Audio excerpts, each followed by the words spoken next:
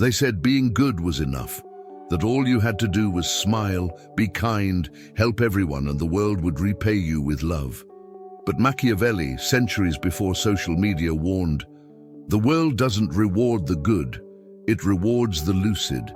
Kindness without strategy is an invitation to be exploited, and the more you try to be loved by everyone, the more you become hostage to those who don't respect you. It's hard to hear, but it's the truth that separates the naive from the strategic. Does the end justify the means? Yes, when the end is to preserve one's own dignity. Reality-driven politics shows that the nice guy isn't virtuous, he's vulnerable. He believes avoiding conflict is wisdom, when in fact it's fear. He thinks giving in is elegance, when it's weakness disguised as empathy. He constantly asks for permission to exist, as if other people's approval were the seal of his own identity. And this is how the world domesticates him. Every okay he says, even when it's not, is a symbolic surrender. Every no problem he swallows is a piece of power he gives away.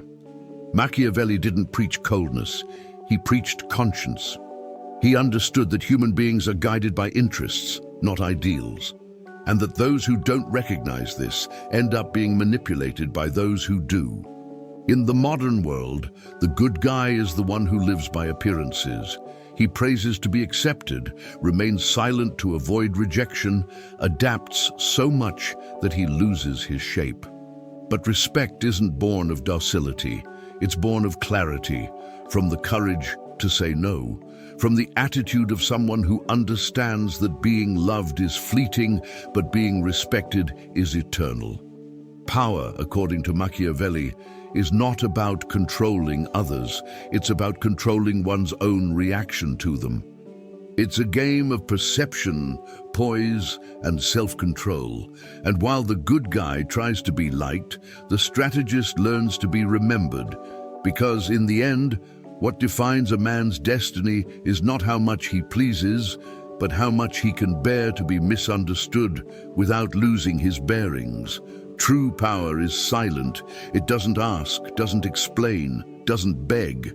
It simply exists, steadfast, while the rest try to understand why. And that's what this video is about, on the danger of living to please, on the price of being too loved, and about the ancient wisdom of a man who understood power before any algorithm, Niccolo Machiavelli. There is a deeply ingrained illusion in those who seek to be loved by all, that pleasing others is the surest way to maintain power. Machiavelli, in his Politics Guided by Reality Rather Than Ideals, already warned that the desire for constant approval is an emotional trap disguised as virtue. When someone lives in the shadow of approval, they lose control over their own decisions. They begin to act not out of conviction, but out of fear. Fear of disappointing, of displeasing, of being misunderstood. And fear is the opposite of virtue. Fear paralyzes the creative force and surrenders control to others. Those who live in pursuit of being loved invariably become slaves to the expectations of others, and this, in practice, is ceding the throne of their own will. Being liked is good, but being dependent on it is fatal. A leader who tries to please everyone ends up being loved by no one and respected by few. In any environment, an office, a relationship, or a social network, there is an invisible line between being agreeable and being manipulable.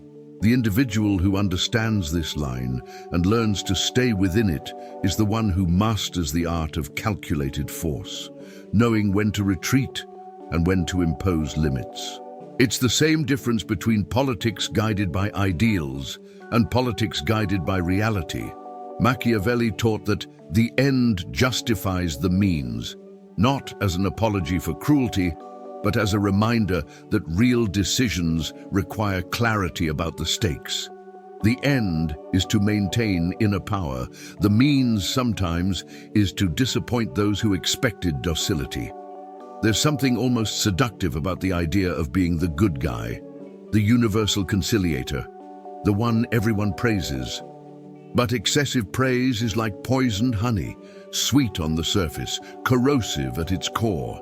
The person who relentlessly seeks recognition becomes predictable, and predictability is the tomb of authority. The good guy is easily controlled because those who fear displeasing never say no. They give up space, time, and energy to maintain appearances of virtue. Machiavelli would say that this is the appearance of virtue, not virtue itself. True virtue lies in maintaining integrity and strength even when it creates discomfort. Respect is born of consistency, not excessive kindness. Note the contrast. The politician who tries to be loved by everyone loses credibility. The businessman who tries to please every client loses his edge and focus. The man who fears rejection in relationships loses his magnetism. All fall victim to the same weakness, the belief that universal love is synonymous with security. When you're guided by ideals of approval, rather than the reality of human relationships, you become hostage to fortune. Luck, the opinions and moods of others begin to define your worth. The antidote is simple but rare. Act based on non-negotiable principles, not emotional reactions. When others realize you're not dependent on their gaze, silent respect is born. The same respect that transforms ordinary figures into leaders. Being liked is fleeting, but being respected is permanent. The former depends on the whim of the moment, the latter on the consistency of your decisions. And whoever learns this masters one of the deepest pillars of the psychology of power. The secret lies in not fighting the desire to be accepted, but in transforming it into fuel for your own consciousness. When you begin to observe how others try to shape you with compliments, you realize that every smile can be a strategy. And that's where true mastery is born, the kind that doesn't reject affection, but never buys it. This understanding is the first step before grasping the difference between being popular and being respected, and why respect, ultimately, is the most valuable currency of power. We live in an age where popularity seems to be the new synonym for value. But Machiavelli, if he were alive today, would laugh at those who confuse likes with authority. Reality-driven politics shows that public acclaim is a reflection of the moment, not of substance. Popularity is volatile, dependent on the collective mood, trends, and the attention span of the masses. Respect, however, is born of character, constancy, and strength that endures even when the public turns its back.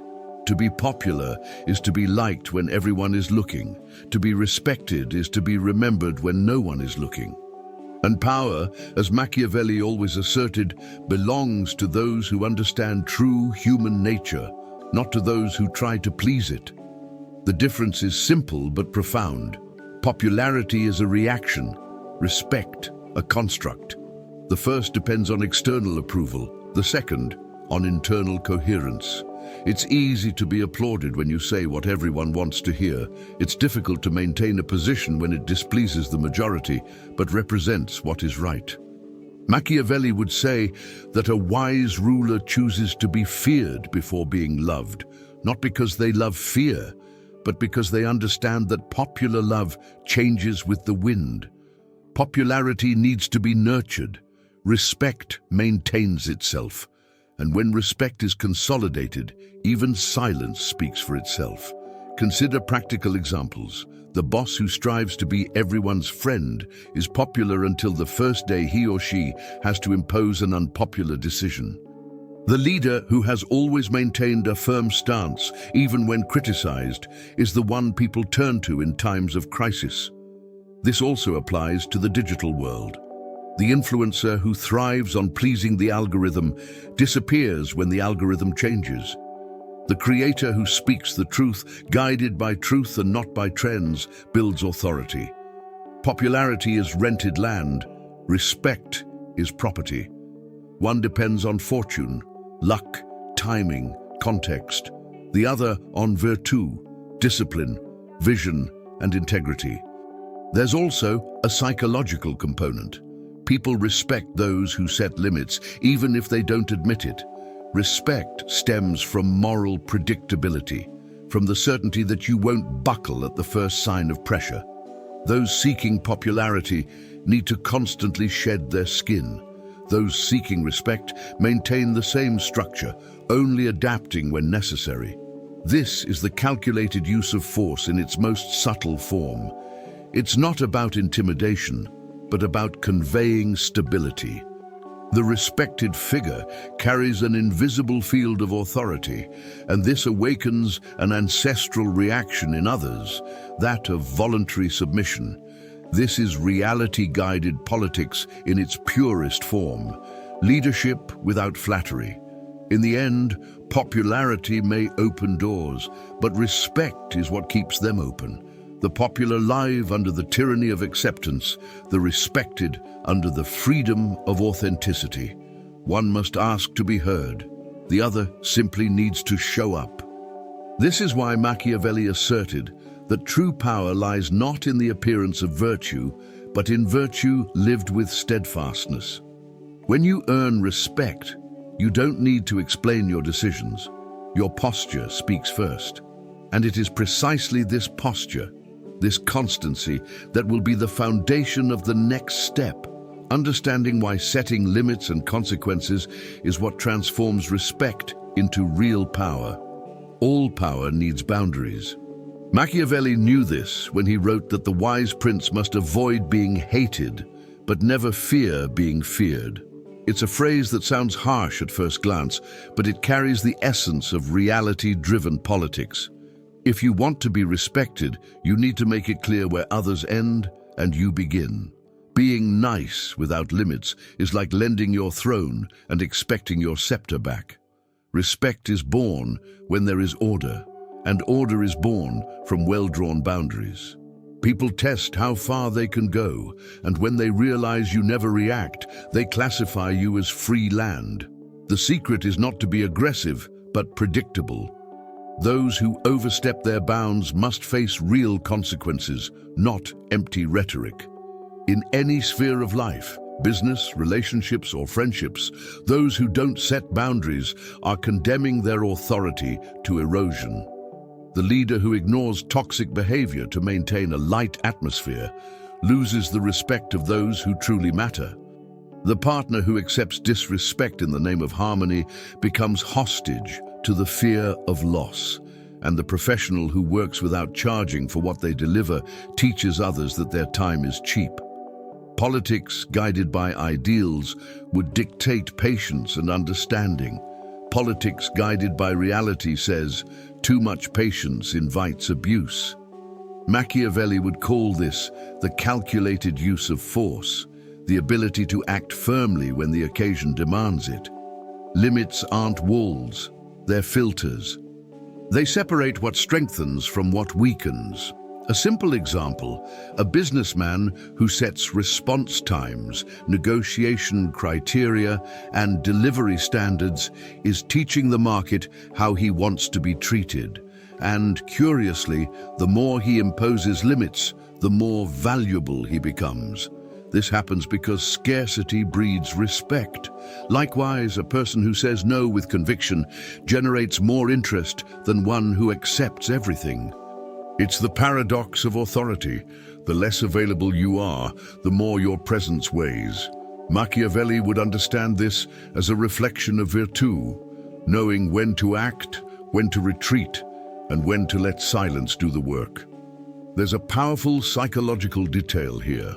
When you establish clear consequences, the other person doesn't fear you. They feel secure.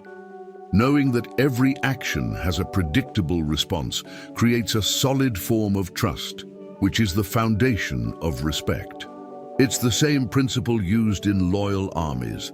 Discipline isn't tyranny, it's stability. The absence of consequences, on the other hand, creates chaos, and chaos destroys any leadership. The person who forgives without criteria, who tolerates without evaluation, who accepts without thought, ends up becoming a prisoner of their own kindness. Respect dies the moment the other realizes their rules are meaningless. So yes, it's good to be kind, but it's even better to be fair. Kindness wins affection. Fairness wins respect. And when people respect you, they don't just gravitate toward you for what you offer, but for what you represent. The art of setting boundaries is the invisible foundation of any lasting power. What separates ruler from subject, mentor from follower, leader from pleaser. It's the first step in the psychology of control, understanding that true mastery begins within yourself and manifests itself in how you conduct your reactions to the world. And this is precisely what brings us to the next point, the hidden power of your actions, reactions, and posture. Machiavelli said that men judge more by their eyes than by their hands. He understood something most ignore. Power begins with perception. People don't react to what you are, but to what they believe you are. This is the essence of reality-driven politics, understanding that the social game is shaped by perceptions, not intentions. Every gesture, silence, or look communicates something, even when you don't intend to. The way you sit, speak, or delay in responding to messages shapes the world's image of you. And this image, over time, becomes more powerful than your words. This is why control begins within. Whoever controls your reactions controls the symbolic field in which everyone is playing. Modern psychology calls this emotional contagion. When someone maintains a calm demeanor amid chaos, they convey power. When they react impulsively, they convey weakness. Machiavelli would call this calm virtù, the inner strength that allows one to act rationally even in the midst of fortuna, uncontrollable chance. Notice how this manifests itself in everyday life. The boss who gets angry easily loses moral leadership over the team. The partner who reacts desperately loses respect. The content creator who responds to criticism with insults loses authority. Control, therefore, is not the absence of emotion, it is mastery over it. It is the art of choosing when to show and when to hide. Imagine that your every action is a piece on an invisible board. When you rush to explain, justify, or defend yourself, you cede power. When you pause, observe, and respond calmly, you create tension. And tension is the territory of respect. A good example of this are leaders like Marcus Aurelius, who wrote about self-control as the highest form of power. In the modern world, this is visible in business people and public figures who never overreact. They are not cold, they are strategically predictable. This is the calculated use of force, not physical, but psychological, an energy that commands respect without raising a voice. This posture creates an aura of stability that people unconsciously seek.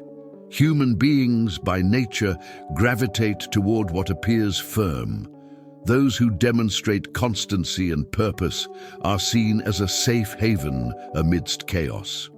And this is the secret of silent leadership, speaking little, but with presence, reacting little but with precision. The mistake of those who seek acceptance is believing they need to prove their worth every second. The wise, on the other hand, let time do it for them. Silence, when sustained by conviction, is more persuasive than any argument. Reality-driven politics is based precisely on this, not on convincing, but on becoming indisputable. When you understand the psychology of control, you realize that authority isn't demanded, it's built. Every choice, every gesture, every imposed limit is a vote you cast on the world's image of you. This is how a solid reputation is created, not through the appearance of virtue, but through virtue expressed in consistency. It's what differentiates the dominated from the dominator, the influenced from the strategist. And it's precisely this mindset that paves the way for understanding the final point, the timeless influence of Niccolo Machiavelli's teachings on power, image, and leadership in the modern world. Few thinkers understood the human soul as deeply as Machiavelli. What he wrote in The Prince was not a manual of tyranny, but a stark mirror of reality, a reality that remains unchanged even 5 centuries later. His politics, guided by reality, not ideals, remain relevant because human beings are still driven by the same instincts: fear, desire, vanity, and survival. Machiavelli merely revealed what everyone knows but few admit, that power belongs not to the most gentle, but to the most conscientious. In the modern world, where everyone flaunts virtue and sells authenticity, true strength lies in those who understand the game behind appearances. Those who observe human behavior as one would read a map, cold, analytical, strategic. Today, the stage has changed, but the laws remain the same. Social media is the new palace. Comments are the new royal council, and algorithms are the new oracles of fortune. Machiavelli would teach that those who depend solely on digital luck, on momentary visibility, end up as vulnerable as the prince who relies on the armies of others. Therefore, he would advocate the same principle as centuries ago: have your own loyal armies. In modern parlance, this means building your own base, your audience, your values, your intellectual territory. When you have genuine loyalty, you don't need to beg for attention. When you dominate the narrative, power becomes silent, almost invisible. And here comes virtu, that inner strength that balances audacity and prudence. Virtu is the ability to act firmly without losing one's humanity. It is what differentiates strength from authoritarianism. In today's world, it manifests itself in those who make unpopular but correct decisions. In the leader who fires the charismatic incompetent to save the group. In the creator who refuses easy partnerships to preserve the authenticity of the message. This constant adaptability, this courage to adjust course without betraying principles, is the essence of virtu. And this is precisely what makes Machiavelli's teachings so useful. He doesn't teach how to deceive others, he teaches how not to deceive oneself about others. Think of the figures who have defined the times: Steve Jobs, Churchill, Mandela, even contemporary artists and thinkers. None of them sought to be loved all the time. All of them, at some point, accepted being hated by choosing what is right over what is comfortable. This is what Machiavelli called the calculated use of force, the ability to act coolly when emotions want to react. And note, it's not being cruel, it's being lucid. Cruelty destroys, lucidity builds with precision. It's the difference between those who seek control and those who seek awareness.